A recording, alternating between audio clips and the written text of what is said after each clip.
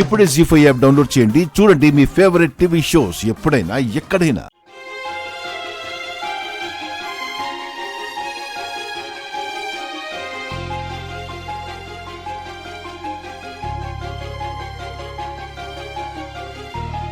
అన్నయ్య,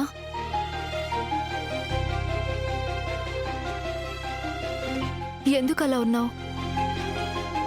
అక్కడ నాగవల్లి ఎలా ఉందో ఏంటోనమ్మా. తనకేమవుతుందన్నయ్య? జాగ్రత్తగా చూసుకోవడానికి తిరుపతత్తయ్య ఉంది కదా. తిరుపతత్త గంజాయి మొక్కల మధ్య గంధపు చెట్టులాగా ఉందమ్మా. కాని తన మాట నెగ్గనివ్వరు కదా.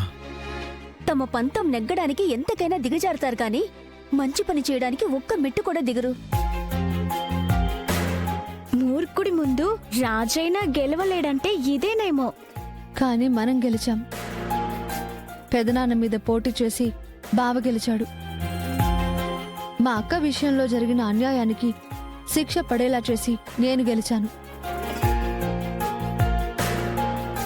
ఆనందపడాల్సింది పోయి బాధపడుతున్నావేంటి బావా?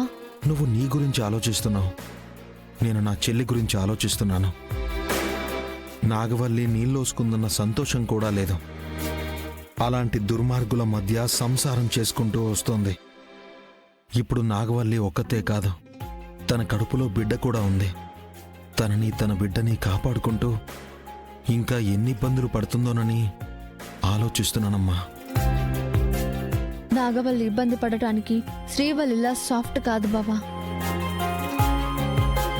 తన వల్లే ఎవరైనా ఇబ్బంది పడాలి కానీ తనని ఎవ్వరూ ఇబ్బంది పెట్టలేరు. తనకి నువ్విచ్చిన ధైర్యంతో పాటు బాక్సింగ్లో గెలిచిన మొండితనం కూడా ఉంది.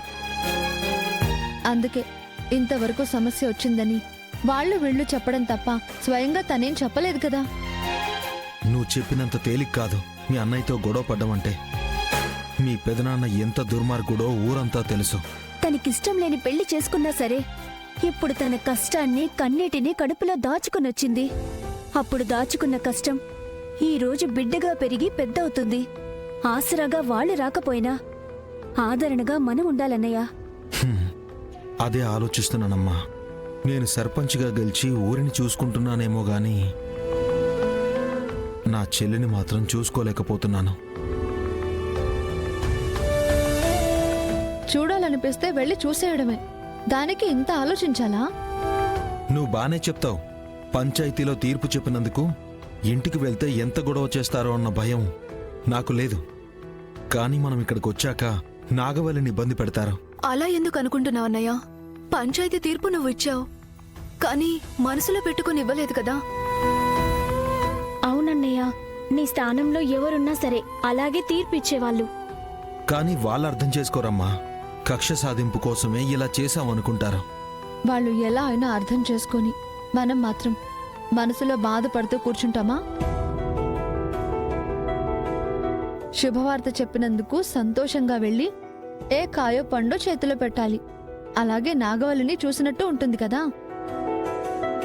అవునన్నయ్య, ఒకసారి ఆ ఇంటికి వెళ్లి నాగవల్లిని చూస్తే తనకి కూడా ధైర్యంగా ఉంటుంది.